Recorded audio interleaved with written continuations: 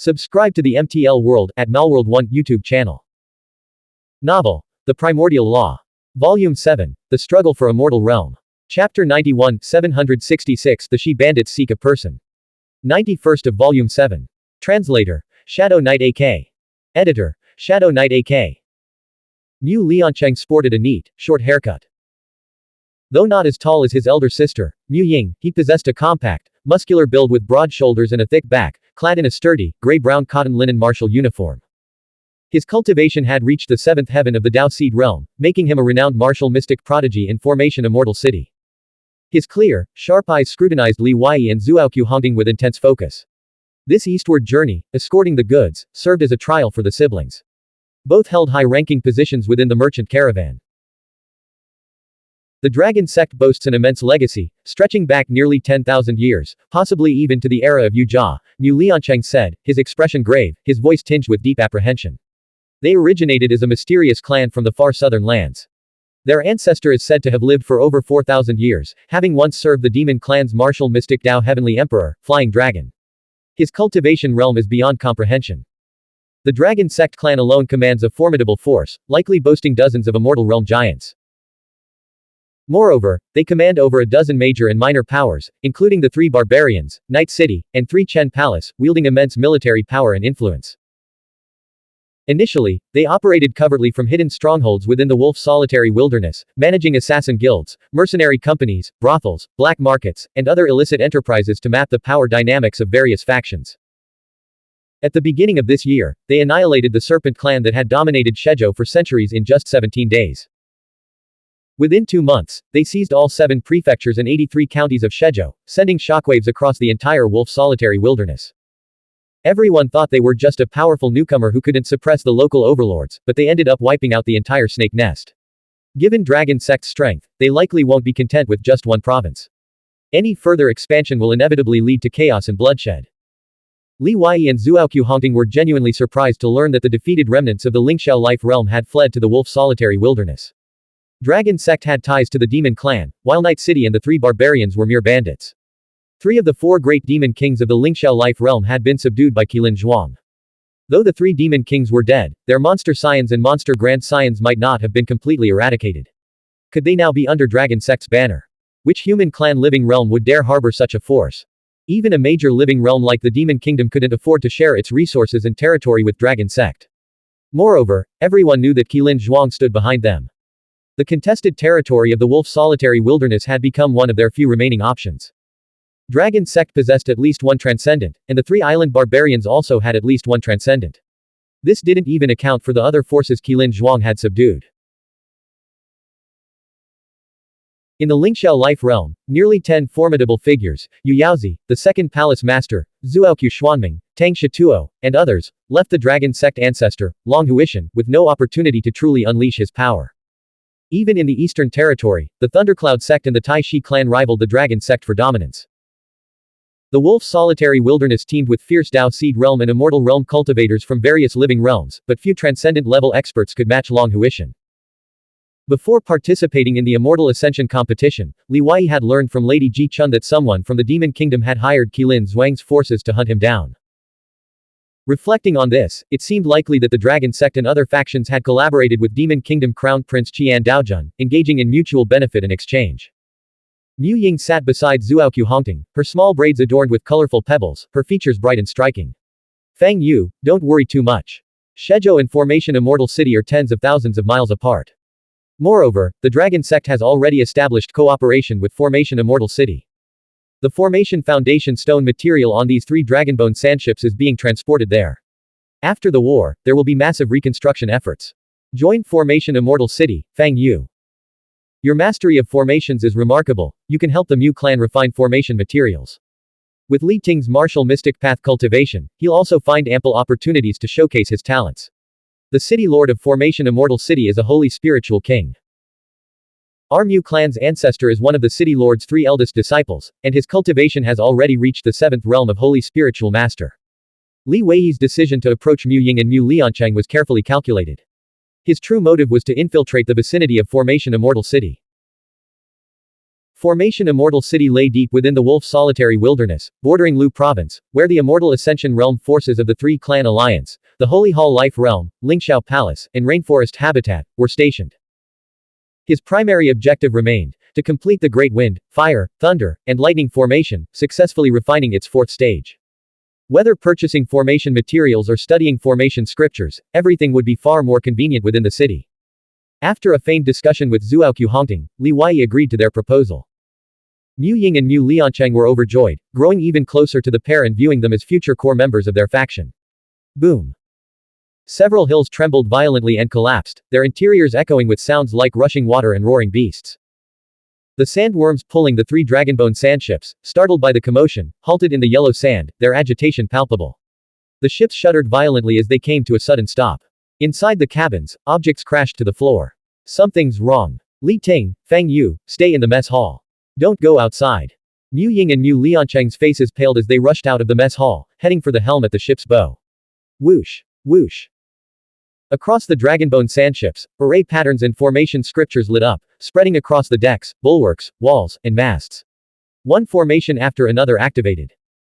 This included the flight formation at the ship's base, a resource-intensive system that consumed vast quantities of blood crystals and spiritual crystals, reserved for emergencies. Li Wei and Zhuoqiu Hongting remained calm and composed. They stepped out of the mess hall onto the corridor, gazing toward the source of the most intense subterranean vibrations. About 2 miles away, accompanied by the thunderous roar of rushing water, an underground river over 30 meters wide erupted from the sand dunes. Its turbulent current surged through a shroud of bluish-gray spiritual qi, making it clear this was no natural phenomenon. In the blink of an eye, a murky river channel appeared in the low-lying area between the 100-jong-tall sand ridges. The underground river flowed ceaselessly, its surface shrouded in thick, hazy spiritual qi, like smoke or mist. Xuanhuan, the commander of the Shi bandit raiders, emerged from the depths alongside the underground river.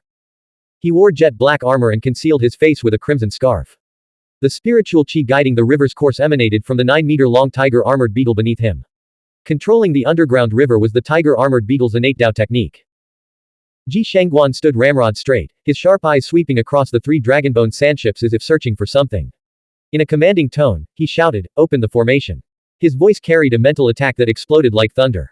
Chaos erupted among the martial mystic cultivators guarding the 3 dragonbone sandships. Stunned by Xuanhuan's voice, they recognized him as a giant of the immortal realm. Behind Xuanhuan, a group of elite raiders, about 40 or 50 strong, rode giant armored beetles, using the underground river as their path to surge forth from the depths. The figures were noticeably shorter than normal humans, their skin petrified and covered in sand. Their eyes held a weary look, as if they were relentlessly pursuing something. "This is Commander Xuanhuan of the Shi Bandit Raiders," a Dao Seed Realm elite among the raiders announced in a cold, commanding voice. "You'd best be wise and open your formation immediately. Otherwise, we'll breach it by force." A wave of panic swept through the dragonbone sandships. The martial mystic cultivators being transported were visibly shaken by the name announced. Overseeing the Mu clan merchant fleet was Xuanhuan, a cultivator of the first immortal realm. Upon hearing Xuanhuan, he immediately abandoned any thought of forcing a breakthrough and ordered all ships to deactivate their formations. Xuanhuan personally carried a pouch of blood crystals ashore, his face wreathed in a forced smile as he introduced himself and hurried toward Xuanhuan's position, calling out, "I've long admired Commander Xuanhuan's renowned reputation." Whoosh. The defensive formations of the 3 dragonbone sandships dissipated. On the wave-breaking ship's railing, Li Wei felt Xuanhuan's spiritual qi and intent envelop him. After the intent faded, he secretly transmitted a message to Zhuoqiu Hongting. The Shi bandit raiders live up to their reputation. They truly dominate the wolf solitary wilderness. Xuanhuan's cultivation has reached the 6th realm of the immortal realm. His companions are all elite experts, at least at the Dao Seed realm. They're not to be underestimated. Xuanhuan accepted the blood crystal and waved his arm. Dozens of Shi bandit experts, riding tiger-armored fierce insects, executed agile maneuvers, leaping and darting onto the 3 dragonbone sandships. They kicked down doors, overturned chests, and began searching thoroughly. Even boundary pouches were being inspected one by one. Mu Ying hurried over to Li Wei and Zhuoqiu Hongting, cautiously transmitting in a low voice, "Don't be afraid. They're looking for someone. Elder Shah has already negotiated with the commander. They'll show respect for the Mu clan." Li Wei's interest peaked. Who are they looking for? Mu Ying saw a Shi bandit wielding an axe approaching their group. She immediately clamped her mouth shut, held her breath, and visibly trembled with fear. Against the Shi bandit raiders, the Mu clan's reputation carried little weight. Li Wei secretly observed the Shi bandit. As legend had it, the bandit's body resembled a petrified human, standing only 4 or 5 feet tall, with hair like steel wire and eyes radiating a ghostly blue spiritual chi. These were all normal humans who had formed contracts with Stoneheart worms. In battle, they gained petrified skin and enhanced strength. The axe-wielding Shi bandit strode forward heavily, carefully scrutinizing Mu Ying and Zuao Hongting. He didn't even glance at Li Wei. Li Wei instantly understood. The Shi bandit was likely searching for a woman, not targeting him as the Southern Dragon. Commander, we've found a woman with a pure immortal physique. The axe-wielding Shi bandit shouted to the distance, his 5 fingers reaching for Zuao Hongting's wrist, intending to drag her away. What are you doing? She's not the one you're looking for. Mu Ying, terrified of the Shi bandit, her voice trembling, still stepped in front of Zuao Hongting at this critical moment. Zuao Hongting swiftly dodged aside, retreating to a safe distance. A cold glint flashed in Li Wei's eyes. Concealing his identity didn't mean he would tolerate being bullied, and harming Zuao Hongting was absolutely unacceptable. 2 miles away, Ji Shenghuan's icy voice echoed, no unnecessary delays. Find her quickly. After thoroughly searching the 3 Dragonbone sandships and finding no one matching their target, the dozens of elite rock bandits swiftly withdrew. They manipulated the underground river to carve a path, instantly plunging beneath the desert and vanishing without a trace. These are people who live underground. Gradually, the passengers recovered from their shock and resumed their duties, steering the sandworms forward at an even faster pace. Li Wei and Zuao Hongting hurriedly thanked Mu Ying. It was truly remarkable that Mu Ying had stood up to protect Zuao Hongting even when she herself was terrified. Such loyalty transcended differences in cultivation level. Mu Ying regained her bright and composed demeanor. The Shi bandit raiders are the most fearsome force in the wolf solitary wilderness. Ji Xuanhuan has amassed 2 centuries of legendary reputation, making him a true giant among men. Fortunately, they were in a hurry to find someone and have business dealings with Formation Immortal City. Otherwise, the consequences would have been unpredictable. For Commander Ji Xuanhuan himself to personally lead the pursuit, the person thereafter must be no ordinary individual. Li Wei carried detailed intelligence on all major powers in the wolf solitary wilderness, including information on transcendent and immortal realm martial mystic cultivators, as well as holy spiritual masters. He had a solid understanding of Ji Xuanhuan and the Shi bandit raiders. But it was all just on paper. Tap, tap. Footsteps approached from a distance. Mu Liancheng walked over, his expression still grave. The woman they're searching for must be extraordinarily beautiful. Blank. End of chapter. Subscribe to the MTL World at Malworld 1 YouTube channel. Novel. The Primordial Law. Volume 7. The Struggle for Immortal Realm. Chapter 92, 767 Empress Zhu and Lord Yan. 92nd of Volume 7. Translator. Shadow Knight AK. Editor. Shadow Knight AK. Why would young Master Mu make such a judgment? Zuao Hongting asked curiously. It's understandable that you aren't familiar with the Shi King bandit raiders, since you're new here, Mu Liancheng replied, his gaze fixed on the endless yellow sands as if fearing the underground river might suddenly surge forth again. He lowered his voice, the Shi King bandit raiders have an annual mission, to seek out beautiful women and handsome men as tribute to their patrons, Empress Zhu and Lord Yan. Li Wei's intelligence files contained no record of these figures. It's worth noting that his information came from the Holy Dynasty. How could the Holy Dynasty have overlooked such crucial details about these 2 powerful figures? Who exactly are Empress Zhu and Lord Yan? Li Wei asked, his eyes filled with curiosity. From what I know, the Shi King bandit raiders leader, the Shi King, is already one of the strongest figures in the wolf solitary wilderness. Does he really need patrons? Mu Liancheng hesitated to speak aloud, instead transmitting his words telepathically. Rumor has it that the Shi King is a disciple of Lord Yan, and considers him as his godfather. These things can't be spoken openly in the wolf solitary wilderness. The insect clan beneath the earth serves as their eyes and ears, and the Shi King bandit raiders' intelligence network is notoriously thorough. Intelligence, Li Wei murmured, committing the word to memory. Finding a lone immortal from the demon kingdom in the wolf solitary wilderness was no easy task, making intelligence crucial. Mu Ying pointed underground. Empress Zhu and Lord Yan aren't human. Li Wei's eyes widened. The insect clan. The siblings themselves weren't entirely sure what kind of beings Empress Zhu and Lord Yan were, unable to answer definitively. All they knew was that these entities were mysterious, powerful, and had lived for countless ages. Even a figure like the Shi King had to rely on their influence. Even the Demon Kingdom and Holy Dynasty treated them with cautious respect. Empress Zhu and Lord Yan are about to transform into human forms. They desire to cultivate the most beautiful and handsome human bodies, so they've dispatched the Shi King bandit raiders to scour the land for attractive men and women. These captives are sent underground to be devoured. Legend has it that consuming enough of them will ensure a flawless transformation. The saying, Empress Zhu seeks to become the most beautiful woman in the world has been circulating for ages. Mu Ying turned to Zuoqiu Hongting. Fang Yu, you're too beautiful. You need to disguise yourself to look uglier. Fine. Zuoqiu Hongting replied, somewhat exasperated. She believed she had already disguised herself quite effectively. Li Wei couldn't help but think of Nangong and Yao Qingshan. Could they be in danger too? The Shi King bandit raiders wouldn't dare attack immortal ascension beings. The Wolf Solitary Wilderness must have top-tier transcendent experts from the Star Sky Mirror and Enforcement Group stationed there. Who's there? Li Wei's profound perception flared, sensing something. He turned toward the rear of the Dragonbone sandship, where the formation foundation stone material was being transported, and surged forward with swift footwork, his gaze sharp as he scanned the surroundings. He had sensed a pair of eyes watching him from around the corner of the ship's tower. Mu Liancheng unleashed his Dao heart manifestation from the seventh heaven of the Dao seed realm, while Mu Ying's brow radiated spiritual light. Together, they meticulously searched every nook and cranny, leaving no corner unchecked. No one's here. Li Ting, what's wrong? Mu Ying asked. If someone were truly hiding on the sandship, Li Wei's senses would have detected them.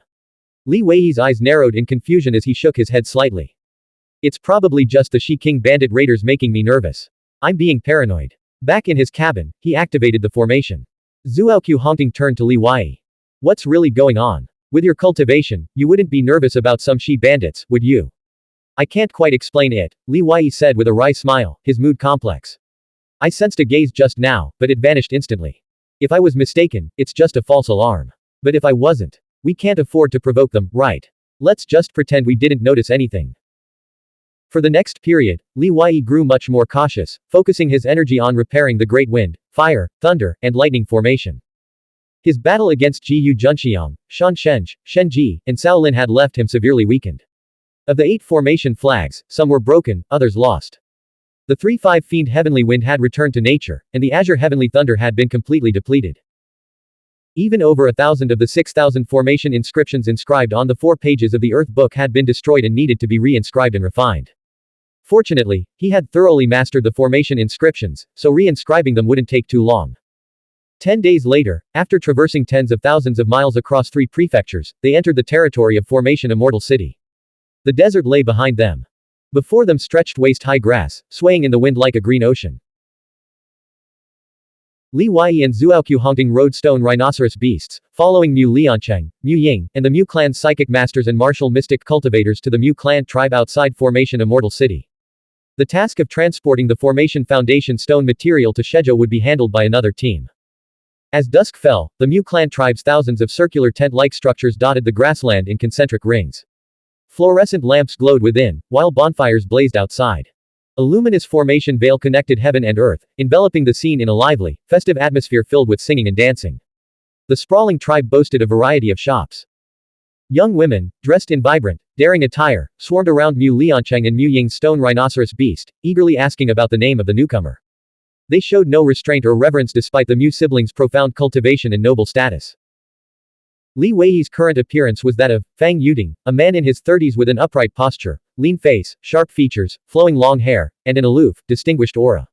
Mu Ying waved her spiritual staff to shoo them away. Go on, you bunch of hussies. The new guy already has a sweet junior sister. He's not for you. The Mu clan was one of Formation State's powerful clans, and this was just one of their many tribes. Located near Formation Immortal City, the tribe's residents were all elites with considerable cultivation strength. Mu Dongyang, the tribal chief, possessed a cultivation at the second realm of the Immortal Realm. He was the father of Mu Liancheng and Mu Ying. Li Wei and Zuoqiu Hongting naturally paid their respects to him.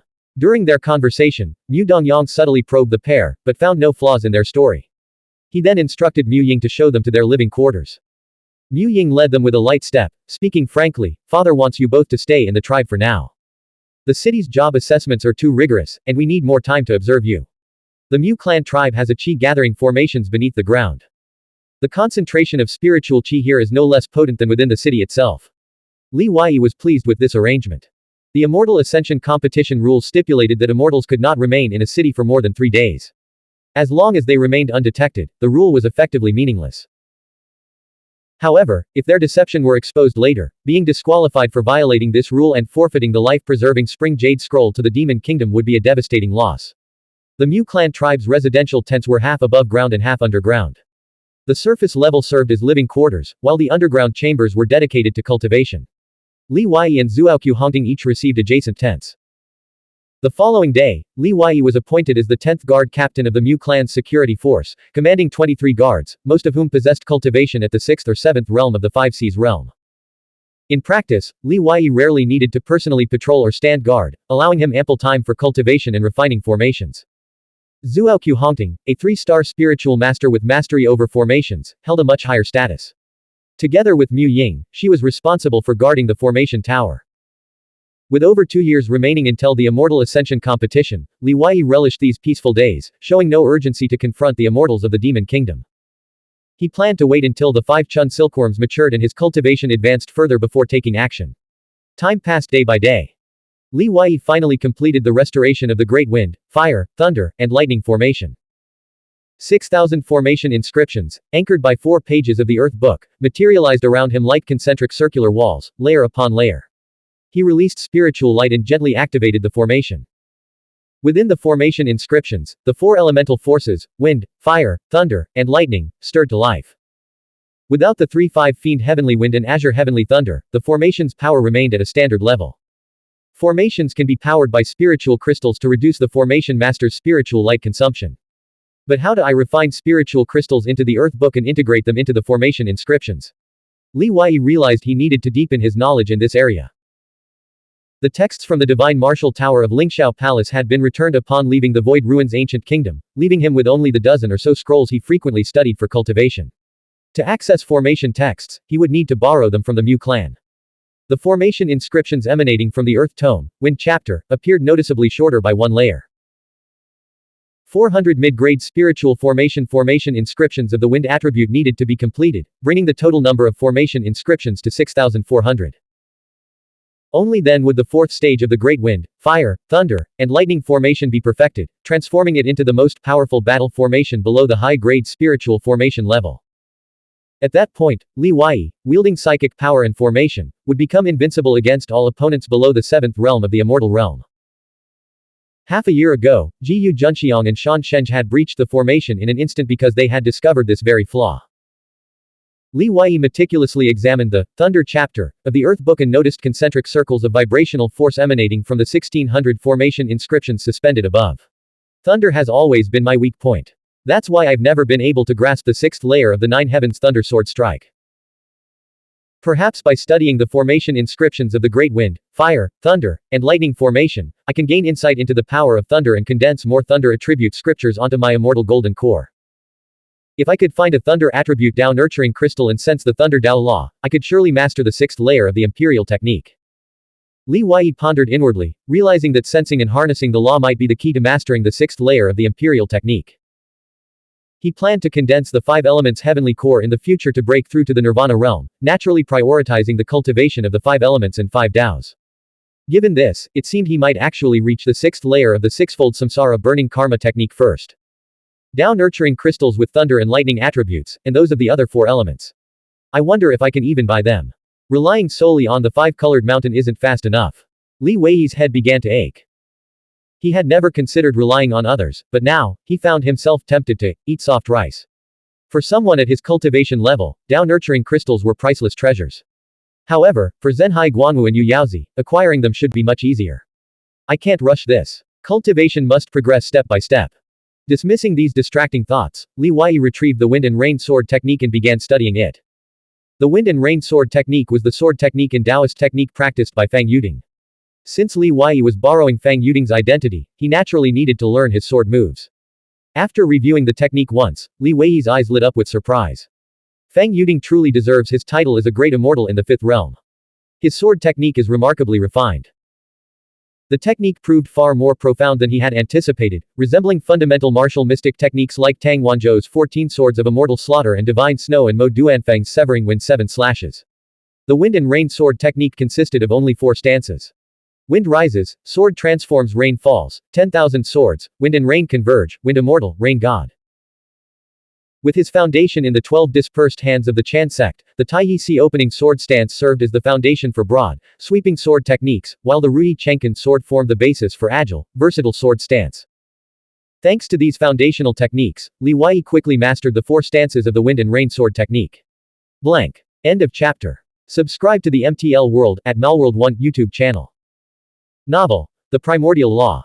Volume 7, The Struggle for Immortal Realm. Chapter 93, 768, Long Qi. 93rd of Volume 7. Translator, Shadow Knight AK. Editor, Shadow Knight AK. Midday. The wilderness stretched under a clear blue sky, dotted with fluffy white clouds that seemed to float just overhead. Li Wei, clad in the azure soft armor of the Mu clan tribe's guard captain, led 6-5C's realm guards on patrol around the tribe's perimeter. Having just joined the Mu clan, he felt compelled to make a show of diligence, unable to completely abandon his duties. This Mu clan tribe, a gathering of over 10,000 elite disciples, was located south of Formation Immortal City, sprawling across 10,000 acres. It boasted all the essentials: fortified walls, a martial mystic field, formation towers, and watchtowers. To the north, about 2 or 3 miles away, rose the towering white stone walls of Formation Immortal City, a majestic and awe-inspiring sight. To the south, a winding river flowed. Across the river, a neatly arranged cluster of outer ring structures dotted the landscape, primarily tents but also including towering structures resembling the sky-piercing pavilion and straight, wide avenues. Of course, the Mu clan's most direct lineage and elite disciples resided within the city walls. Li Wei carried a borrowed formation manual, studying it intently as he patrolled the riverbank, cramming basic knowledge to refine the great wind, fire, thunder, and lightning formation into his most formidable technique as a psychic master. As for the divine sword talisman, without heavenly talisman mud, it would be nearly impossible to refine with his current psychic power cultivation. Within his brow center spirit realm, 54 psychic power stars had already coalesced. This rapid progress was thanks to the high-grade spiritual pill, the Holy King Star Pill, worth 300 low-grade spiritual crystals, no ordinary item.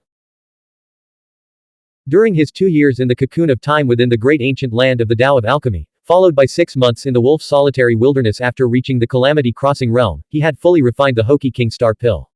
Mu Liancheng strode toward him. "Greetings, young master," the guards saluted in unison. Mu Liancheng's expression was solemn as he said in a low voice, "Li Ting, gather your men and come with me." "What's the matter?" Li Wei sensed an unusual atmosphere. "We're going to receive a very important person," Mu Liancheng replied. "This matter is of utmost importance. Don't ask too many questions. Even I was warned by father not to pry. The less you know, the better." Li Wei looked puzzled. "I just joined the Mu clan. Isn't it inappropriate for me to be involved in such a critical matter so soon? Don't overthink it. This isn't a test of your loyalty." Mu Liancheng approached Li Wei and whispered, "The 3 great powerful clans of Formation Immortal City are divided. Some favor the Demon Kingdom, others the Holy Dynasty. Each clan has spies within the others, and the slightest movement is immediately reported to their rivals.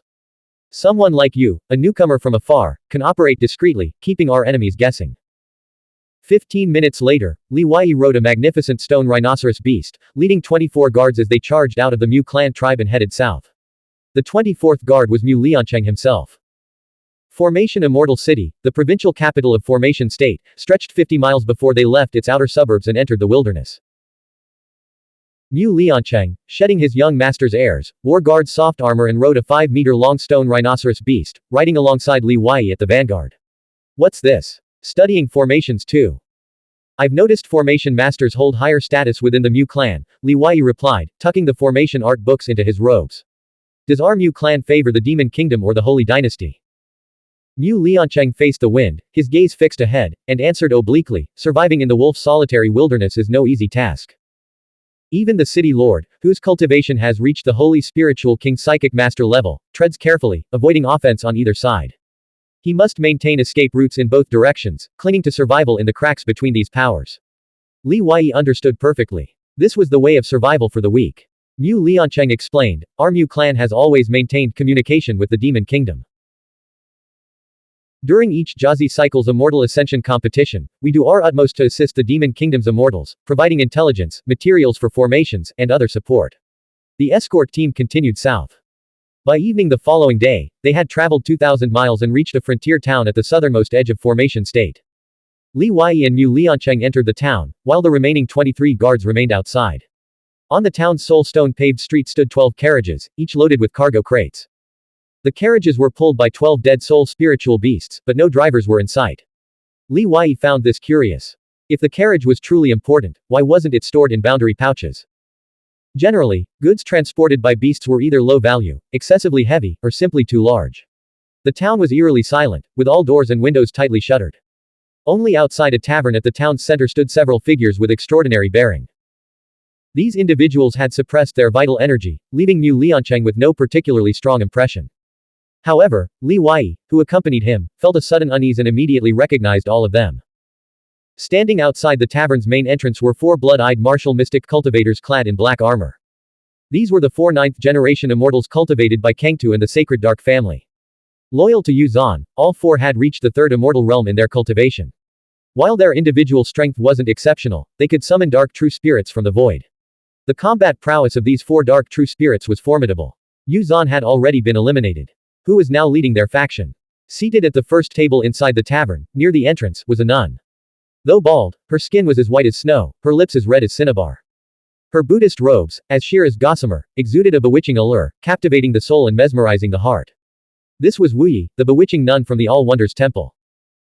Her cultivation had reached the fourth immortal realm, and legend claimed she had once been favored by the demon monk Ku Chao, with whom she practiced dual cultivation of Buddhist techniques. In terms of physical beauty and figure, she ranked among the finest pure immortal physiques. On the second-floor balcony, two towering monks stood guard on either side. One was covered in silver-white puppet runes, while the other bore dark yellow puppet runes. These were not living beings, but corpses animated as puppets. They were the heavenly gang monk and the earthly fiend monk. Li Wei immediately understood. The person inside the building must be Ku Yao. The heavenly gang monk and earthly fiend monk had been transcendent Buddhist cultivators in life, their combat prowess rivaling ordinary fifth realm great immortal experts. With these two puppets, Ku Yao had secured the 18th position on the immortal ranking. Mu Liancheng of the Mu family from Formation Immortal City, here under orders to escort the spatial formation Jade. May I ask who is in charge? Mu Liancheng couldn't discern the cultivation levels of those present, but he sensed an overwhelming, invisible pressure. Shui Tianyu, the leader of the Sacred Dark family's four great experts, whose cultivation had reached the peak of the third immortal realm, didn't even glance at Mu Liancheng. He said coldly, "Wait over there." Mu Liancheng's expression darkened with displeasure, but he dared not protest. He sensed something strange about the situation. These envoys from the Demon Kingdom seemed far from ordinary. This was clearly more than a simple escort mission for the spatial formation Jade. Li Wei pulled Mu Liancheng back to the wall outside the tavern, secretly calculating whether it would be possible to devour all these immortal realm experts. Seizing their territorial jade scrolls could be traded to the Holy Dynasty for Dao-nurturing crystals. However, even the ninth-generation immortals from the Demon Kingdom faction that he could see numbered over 10. Defeating them wouldn't be difficult. But killing them all without leaving any survivors. That was no easy task. Exposing their identities and movements would be a disastrously poor trade. The setting sun cast a deep azure hue across the sky. Rustle. A fierce wind swept through the town, swirling leaves and dust from one end to the other. Long Qi, a towering and formidable figure among the Demon Kingdom's ninth-generation immortals, appeared outside the tavern. Clad in a serpent robe, he stood far taller than the tavern's brick walls. Patches of white scales covered much of his skin, and a dragon's head the size of a washbasin crowned his shoulders. Horns, whiskers, fangs, and a cavernous maw completed the terrifying visage. Nine-headed dragon, the leader of the Demon Kingdom's three great demonic monks, adopted a foster son every 60 years. The Demon Kingdom had two crown princes, Nine-headed dragon and Yu Daojun. Each foster son could be considered a Taoist heir to the crown prince. The previous Jiazi's foster son, Long Lu, had been the Demon Kingdom's second-ranked scholar. Long Qi was named Long Qi, not Long Ju, because in the past 9 Jiazi cycles, one foster son had died, and another had broken through to the Nirvana realm. Long Qi's appearance was far too distinctive. Mu Liancheng glanced at him, his face draining of color in terror, and immediately moved to kneel in greeting. Li Wei, his head bowed, gripped Mu Liancheng's arm tightly. If Mu Liancheng knelt, Li Wei, as his chief guard, would be utterly humiliated. He had to keep Mu Liancheng standing. Long Qi glanced at the pair, recognized the insignia on their sleeves, and strode into the tavern, bursting into laughter. Ku Yao, you're late. Where have you been these past few months? Upon hearing the name, Ku Yao, Mu Liancheng's breath hitched, and he only resumed breathing after a long moment. Heavy footsteps echoed from within, ascending the stairs. Li Wei's mind raced with possibilities. Without consulting Mu Liancheng, he stepped forward into the tavern courtyard. Under Shui Tianyu's icy gaze, Li Wei produced a golden bell from his sleeve and presented it respectfully. This humble servant knows you are all distinguished guests. But in the wolf solitary wilderness, caution is paramount, especially against the insect clan's spies beneath the ground. This is an insect-repelling bell, offered to you as a token of respect. The cold glint in Shui Tianyu's eyes vanished, replaced by a mocking smile. He realized that the Mu clan's guard had recognized Long Qi and knew Ku Yao was present, hoping to seize the opportunity to impress them. Desperate to climb the ladder. From her seat on the first floor, Wuyi's melodious, bell-like laughter rang out. With our cultivation levels, how could we fail to sense fierce insects lurking underground? Yet you recognize Lord Longqi and refuse to kneel. Such audacity. Clearly, Li Weiyi's earlier subtle movements outside hadn't escaped their notice. Every immortal is a formidable figure. Feigning nervousness while maintaining a respectful yet dignified posture, Li Weiyi bowed deeply. We're merely here to transport goods and don't recognize this Lord Longqi. While powerful fierce insects are easily detected, even ants, mosquitoes, and grubs are insects, they can infiltrate any crevice. As the saying goes, a large fish is caught with a net, but shrimp slip through the cracks. Wuyi rose and stepped out of the tavern. A fragrant aroma washed over Li Weiyi, accompanied by an overwhelming pressure that settled upon him. He lowered his head, his gaze drawn to a pair of slender, pale legs and a jade hand clutching a jade bead. Wuyi's light blue gauze dress fluttered gently, as if it might brush against his face. Wuyi's slender, slightly cool fingers playfully traced across Li Weiyi's palm as she took the insect-repelling bell, gently shaking it. Ding ding. The hand holding the jade bead moved behind her slender waist as she turned gracefully and walked away, smiling. A rather useful little trinket, she remarked. It was unclear whether she was commenting on the bell or Li Weiyi himself. Li Weiyi retreated outside the courtyard wall, glanced at the visibly pressured Mu Liancheng, and resumed his position beside him. In a room on the second floor of the tavern, Kuyao's slightly curled purple hair framed her jade-like face. A necklace of spiritual crystal talismanic runes adorned her slender neck, accentuating her alluring collarbones and the deep, snowy white cleavage between her breasts. The entire expanse of her chest and neck was a dazzling spectacle, an endlessly captivating landscape. The purple-red spiritual staff in her hand emitted a violet spiritual light that enveloped the room. Longqi pushed open the door, his towering frame stooping to squeeze through the entrance. Once inside, his dragon-like eyes, brimming with predatory intensity, lingered on Kuyao's graceful figure silhouetted against the window. After a long moment, he sneered. The three major factions mobilized their entire forces, spent months, and still couldn't take down a single Li Weiyi. Now look at this mess. Ji Junxiang got his face smashed, Yuzan was captured and humiliated. Shan Sheng and Shenji both bowed out, one fled into the distance, the other retreated to his temple. 4 against 1, and Cao Lin still had her weapon disarmed by that Li fellow in just a few moves. Blank. End of chapter. Subscribe to the MTL World at Malworld 1 YouTube channel. Novel. The Primordial Law. Volume 7, The Struggle for Immortal Realm. Chapter 94, 769, Being Chosen by Kuyao. 94th of Volume 7. Translator, Shadow Knight AK. Editor, Shadow Knight AK. 5 body transcending pills, 5 fifth immortal realm cultivators, we, the 9th generation immortals of the demon kingdom, should have swept through the wolf solitary wilderness, the 100 cities of the 14 provinces, and the Sagur mountains with overwhelming force. Instead, we're haunted by shadows, too afraid to even return to our own immortal camps, hiding here like turtles in their shells. Longqi's displeasure was palpable.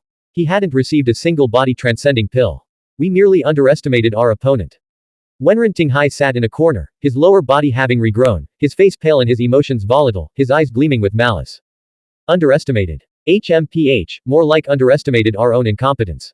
Longqi showed Wenren Tinghai no further courtesy, treating him as a cripple.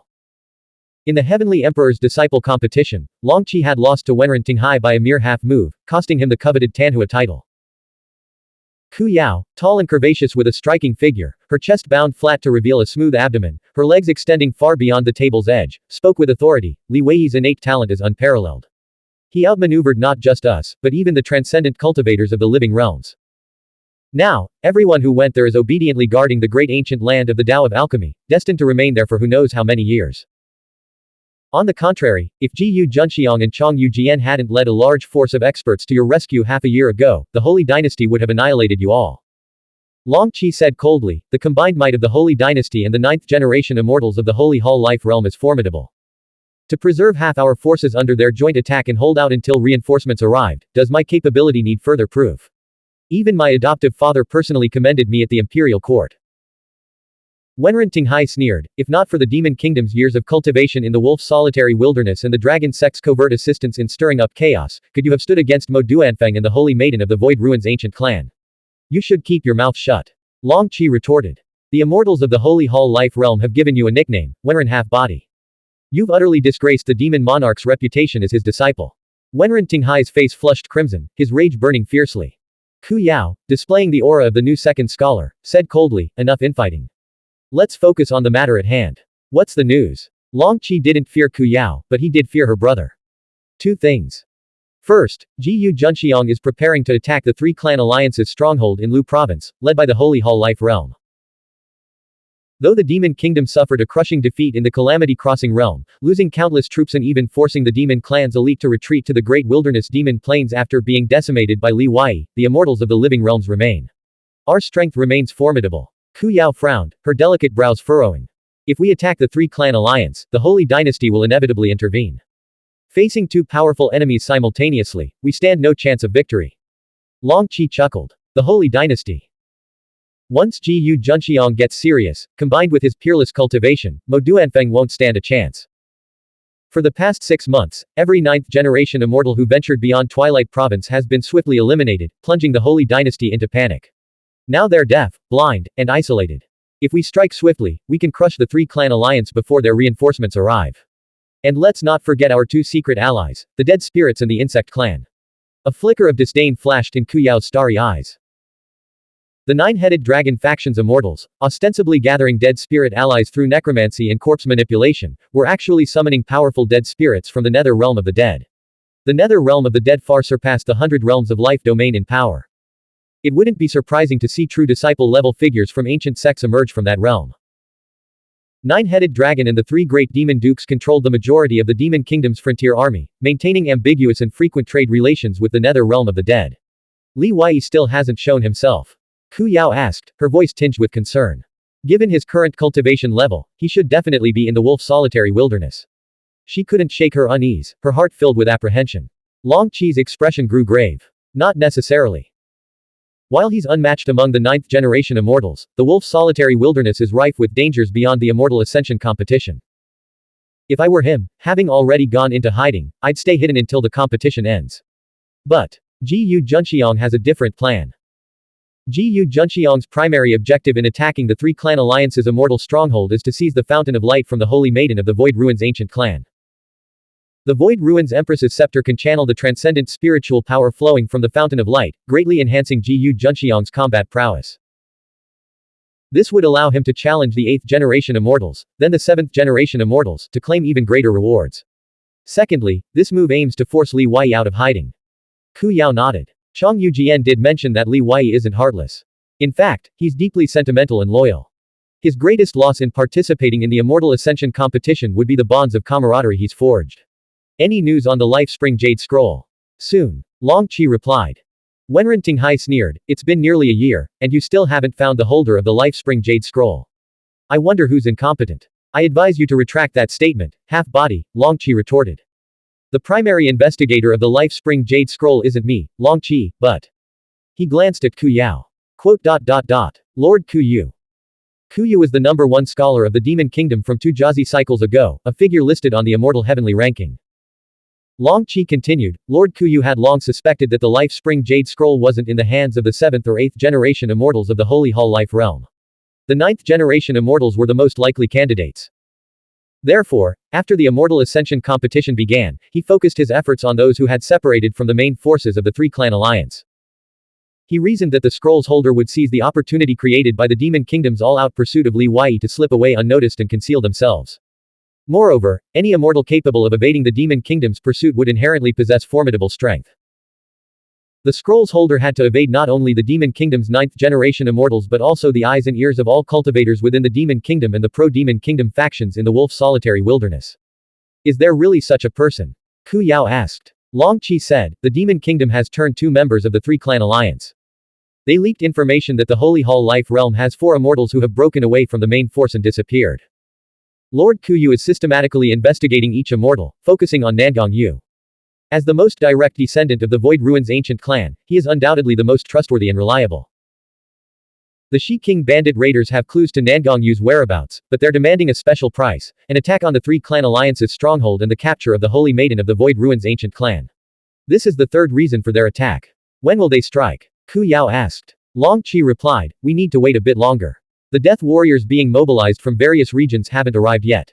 They'll be the main force for the slaughter. Lord Ku Yu said you chose an excellent location with Formation Immortal City. Hide there. When the time comes, many immortals from the Three Clan Alliance will inevitably flee toward Formation State. We'll ambush them, catching them completely off guard. Ku Yao detected a hidden meaning in his words. Is the Holy Dynasty stationing a powerful expert in formation Immortal City? The Holy Dynasty's new first-rank Tanhua, Guo ranks one place higher than you on the Immortal ranking. He's been keeping a low profile, but his intelligence is remarkable, Long Qi said. The sky darkened, and the moon rose above the branches. Lanterns were lit in the tavern. The insect-repelling bell chimed intermittently, its clear notes piercing the quiet night. In the dense forest at the town's entrance, the guards had captured a spy. Li Wei stepped forward to interrogate him. It turned out the spy had been sent by the Feng clan, one of the three great powerful strong clans of Formation Immortal City, to track the Mu clan's guards and investigate their activities outside the city. The Feng clan was pro-Holy Dynasty. Eliminate him. Kill him immediately. Mu Liancheng ordered from outside the tavern after hearing Li Wei's report. Li Wei disagreed, his voice gentle. Young master, the Feng clan spy's cultivation is only at the first level of the Dao Seed realm. Clearly, the Feng clan doesn't consider this matter important, merely sending someone for routine reconnaissance. Killing him would only draw more attention and make them intensify their investigation. Mu Liancheng pondered for a moment. If we don't kill him, the trouble will be even greater. Our entire Mu clan can't bear that responsibility. I have a suggestion. Li Wei proposed. Implant the death spirit fire in him, giving us control over his life and death. He continued, I've interrogated him. He has a family in Formation Immortal City, a large clan of 324 members, including his wife, children, parents, and extended relatives. Why not seize this opportunity to turn him into one of our own? Mu Liancheng hadn't yet responded when a flurry of footsteps echoed in the courtyard. Ku Yao emerged, cloaked and veiled, her vital energy completely suppressed, accompanied by a group of immortals from the Demon Kingdom. Standing only half a head shorter than Li Wei, Ku Yao's presence was further amplified by the bowed heads of Li Wei and Mu Liancheng, making her aura even more commanding. Do as he says, Ku Yao instructed without pausing, striding directly toward one of the fallen spirit beast carriages. Before boarding, she glanced back at Li Wei. What's your name? Overjoyed, Li Wei stammered, guard captain of the Mu clan tribe. Li Ting. Ku Yao pinched her skirt with jade-like fingers and stepped into the carriage. The remaining immortals from the Demon Kingdom boarded their respective carriages. As Shui Tianyu passed Li Wei, he sneered coldly. A mere Dao Seed realm martial mystic cultivator catching the eye of the second scholar. Consider yourself fortunate. Do your job properly and spare me your petty tricks. Li Wei repeatedly affirmed his compliance, his excitement barely contained. It was only then that Mu Liancheng realized his mission wasn't to retrieve goods, but to receive people. They were still escorting immortals from the Demon Kingdom faction. No wonder Father had ordered them to keep this matter as discreet as possible while treating it with the utmost importance. Li Wei knew Long Qi was aware of their secret gathering and must be planning something. Since Ku Yao and the others seemed intent on hiding within the Mu clan, he could keep them under his watchful eye. There was no need to rush. Late the following night, the convoy entered the Mu clan tribe under the guise of transporting spatial formation jade.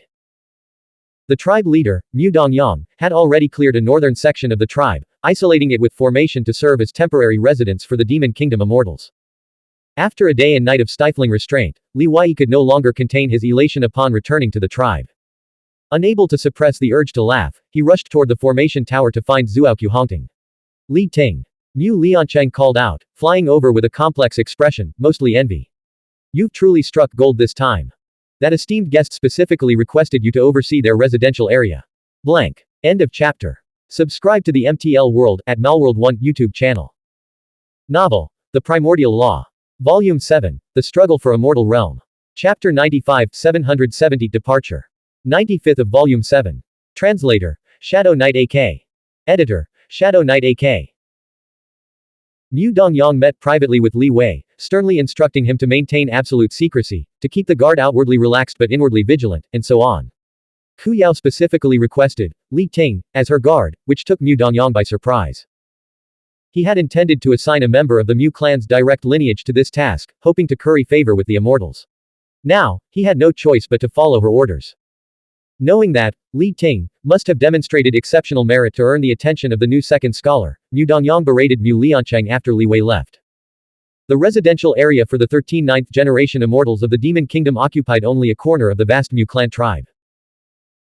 Enclosed by independent white stone walls, the serene environment featured spiritwood groves, pavilions, and artificial mountains and ponds, a stark contrast to the surrounding tent-like structures, a place reserved for honored guests. Li Wei and his 23 guards were forbidden from entering without summons.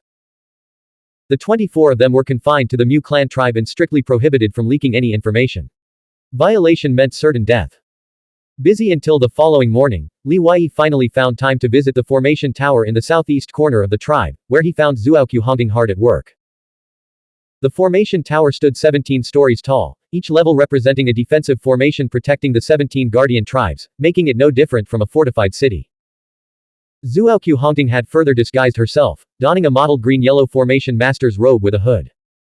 She sat at a table on the 7th floor of the tower with Mu Ying, refining the spatial formation jade they had transported back the previous night. Spatial formation jade was a precious material used to craft portable formation tools. It could store energy in matter such as blood crystals, spiritual crystals, immortal golden cores, heavenly fire, thunder and lightning, and more. Li Wei planned to combine 4 pieces of spatial formation jade with 4 pages from the Earth Book to create a storage vessel for spiritual crystals. Unfortunately, the Mu clan's spatial formation jade was of too low a grade, lacking sufficient strength and internal space. A third woman, Xiao Zhu, was also present in the room. Xiao Zhu wore a simple, elegant gray-green robe. Slender and with above-average features, her eyes were particularly striking, fixed with intense focus as she sat to Xuanhuan Hongting's right, studying formation. Like Li Wei and Xuanhuan Hongting, she had arrived at the Mu clan tribe aboard one of the 3 Dragonbone sandships, a 1-star spiritual master in cultivation. Quiet and unassuming, she often faded into the background, easily overlooked. "Senior brother, I heard you were on a mission. You're back so soon." Xuanhuan Hongting set down the spatial formation jade and rose to greet him, adopting the familiar demeanor of a close junior sister. Li Wei smiled. "A mission? It was just escorting the spatial formation jade. Come with me, I need to talk to you." "Mu Ying, I'm borrowing Fang Yu." "Borrowing? You've only been apart for a few days, and you're already getting intimate. Just don't wear her out too much. Overworked mares stop working altogether," Mu Ying muttered while refining the spatial formation jade. Xiao Zhu's face flushed crimson, finding Mu Ying's words utterly indecent. "What are you all staring at? Hurry up and leave. Or do you want to get intimate right here?" "Not that I'd mind, but Fang Yu's too shy for that. Unlike us bold women from the wolf's solitary wilderness," Mu Ying declared earnestly. Even Xuanhuan Hongting, known for her carefree and spirited nature, couldn't handle it. She quickly hurried down the tower with Li Wei. Back at their camp, they entered the tent. Li Wei had already telepathically informed Xuanhuan Hongting of everything that had transpired during their journey. They descended into the underground cultivation chamber, protected by a formation. Xuanhuan Hongting dispelled her disguise technique, revealing her exquisite, snow-white face and a captivating smile that stirred the heart. "The 9th generation immortal of the Demon Kingdom, what terrible luck. What's your plan?" Li Wei had already formulated a plan. The territorial jade scrolls in their possession aren't particularly valuable. The Void Ruins Empress's scepter and the scepter jade scroll held by Jiyu Junxiang are the true prizes I must obtain. I think we should avoid alerting them for now. Ku Yao ranks second only to Jiyu Junxiang among the Demon Kingdom's 9th generation immortals. We can extract invaluable information from her. Fortunately, 7th Phoenix has the capability to do so. Li Wei released 7th Phoenix. In the border town, Li Wei had desperately wanted to eavesdrop on Long Qi and Ku Yao's conversation. But even preventing Mu Liancheng from kneeling had drawn the attention of the Demon Kingdom's immortals. Activating the boundary pouch to release 7th Phoenix would have been far too risky. Xuanhuan Hongting's starry eyes narrowed as she paced thoughtfully. Given Long Qi's cultivation level and status, why would he risk personally meeting Ku Yao? He could have simply sent a messenger. That leaves only 2 possibilities. First, the matter they discussed must be highly confidential, requiring minimal witnesses. Second, Ku Yao and her group are hiding in Formation Immortal City, and their presence must remain secret. They're a hidden trump card. Li Wei added, "What truly intrigues me is where Ku Yao has been for the past 6 months. Why did she only arrive at the wolf solitary wilderness now? Moreover, Array Immortal City's location is peculiar. It's only 2,000 miles from the 3 clan alliances' immortal garrison. It's far enough that mortals can't cross it, beyond the patrol range of the 3 clan alliances' immortals.